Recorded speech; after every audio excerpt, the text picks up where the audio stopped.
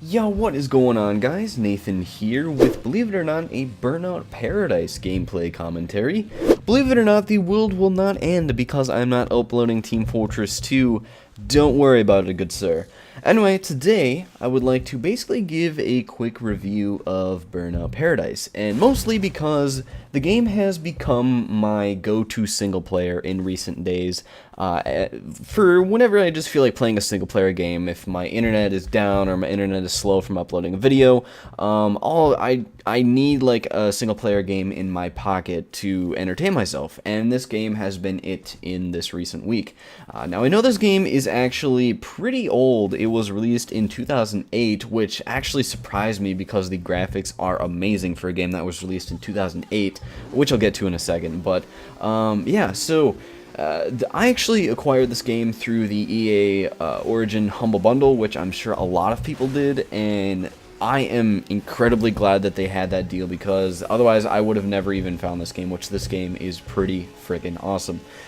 So let's start with the pros of the game.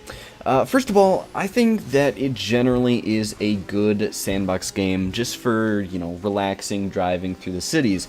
If you guys don't know, there are different type of racers. There's actually like competitive racers, realistic racers, and well, you know, I'm not a racing expert, but there's also like sandbox racers where you pretty much just drive for fun and do whatever the hell you want.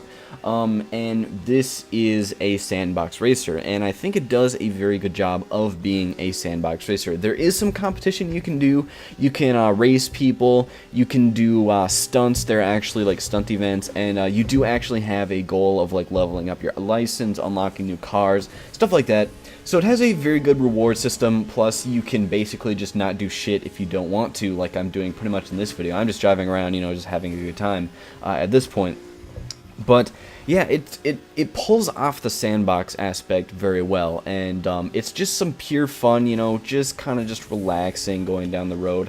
And speaking of just like relaxing driving, one very good use of this game that I found is to actually turn off the sound in game, and if you want to listen to like a podcast or something, or even your own custom music, but I actually used it for listening to Painkiller Already, which is by Woody's Gamertag, and if you know about that, then you'll know about it. But yeah, it's very good for just turning off the audio, listening to a podcast, and just driving through the streets, you know, just relaxing and having a good time. So it pulls that off very well.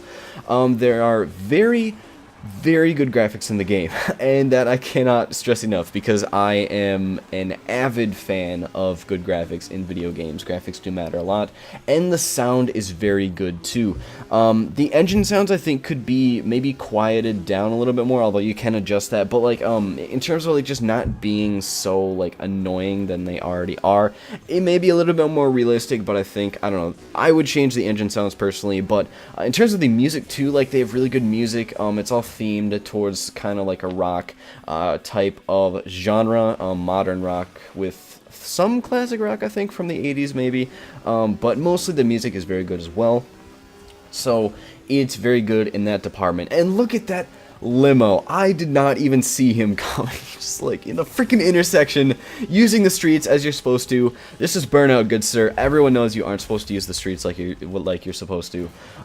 So yeah, in terms of multiplayer for Burnout, the multiplayer aspect I think is a good add-on. The multiplayer aspect is pretty much just you and so many other people, X number of people, basically just driving around Burnout, Paradise City, I mean to say, just, you know, having a good time. And I think you can, like, I haven't had a lot of experience in multiplayer. I think you can race people and stuff like that if you really wanted to, but it's kind of just, it's more of just like a side add-on than anything else. Like there's nothing like super engaging about multiplayer. It's just kind of you and some other people just driving around. It might be good with some friends if you want to like organize a race or something, but once again, I'm not entirely sure if there's like an in-game racing system built into there, which I'm sure there is if you can like challenge other people to a race or something. The only thing I would like about that is if there was an option in multiplayer to turn off like notifications of what other people have done, because when I first joined a multiplayer, like, just server, there, like, immediately it was like, oh, X-Man 27 has completed a new time, 570 has completed, you know, I don't know, record number of flat spins or stuff like that, and it kind of fills up the entire middle section of your screen, and I wish that would go away, but, yeah. In Burnout, there's also a lot of unlockables and variety, which I am a big fan of. There's like a lot of cars to unlock, so it's not like, I mean, there's a lot of replayability because it's basically you just driving around, and you don't really need replayability for that because driving around is itself its own, like, universe. I don't know how to explain that, but there's like a lot of cars to unlock, which is good, so it'll keep you going for those like challenges and stuff, and a lot of variety of cars. I do like that. There are different types of boosts, which kind of gives different cars different stats, so that's pretty awesome as well. So that's pretty much what I have for the pros. I am very impressed with what this game has to offer so far, but now we go on to the cons, which are minor but also shouldn't be ignored. To me, the map of Paradise City makes no sense.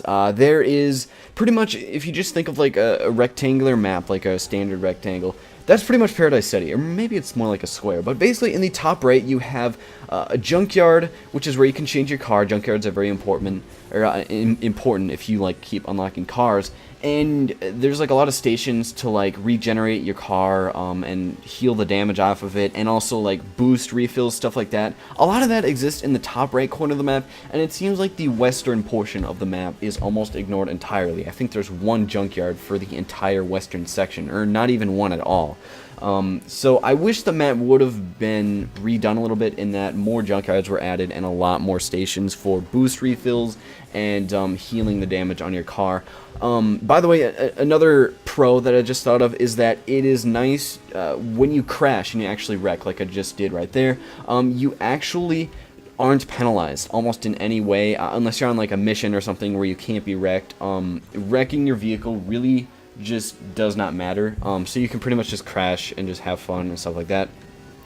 And the only other con I could think of really off the top of my head was that when you do like stunts and jumps in this game, there are some cool like slow motion, like picturesque type of scenes for the super jumps, but I think like a lot of the default jumps just feel pretty empty. Like it's like there's something missing in how you go off of the jump and then land. It's like, well, I don't feel like I did anything.